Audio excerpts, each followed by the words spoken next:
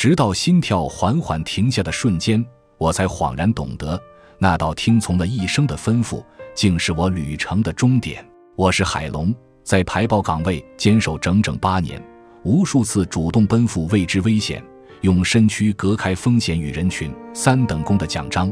是我一次次闯过生死难关换来的荣誉。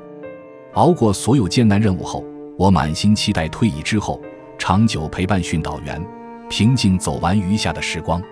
犬王剧组找到我的时候，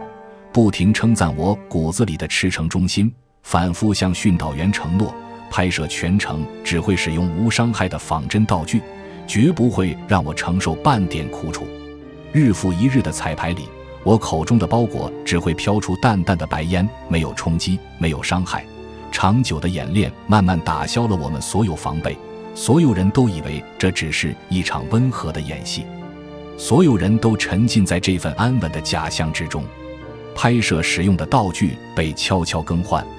这场再也无法回头的离别早已注定。实拍当天，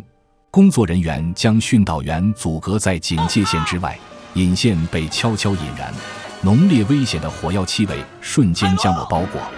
心底的本能催促我停下脚步，不舍得回望相伴8年的训导员。可常年训练刻在骨子里的服从与忠诚压下了全部恐惧。我下意识以为和过往每一次任务一样，只要奔向空旷无人的远方，就能护住身边所有人，听从指令之后一定可以平安回到他身边。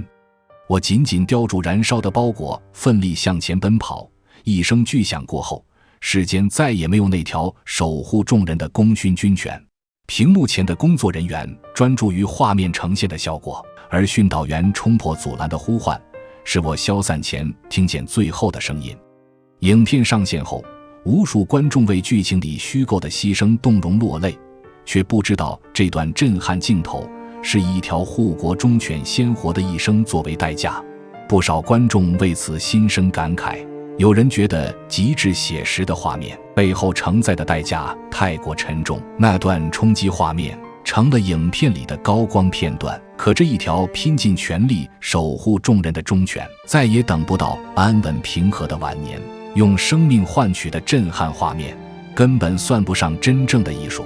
所有打动人心的故事，永远不该拿鲜活的生命当作代价。忠诚从无过错，值得被好好善待。每一个小生命都该被温柔敬畏。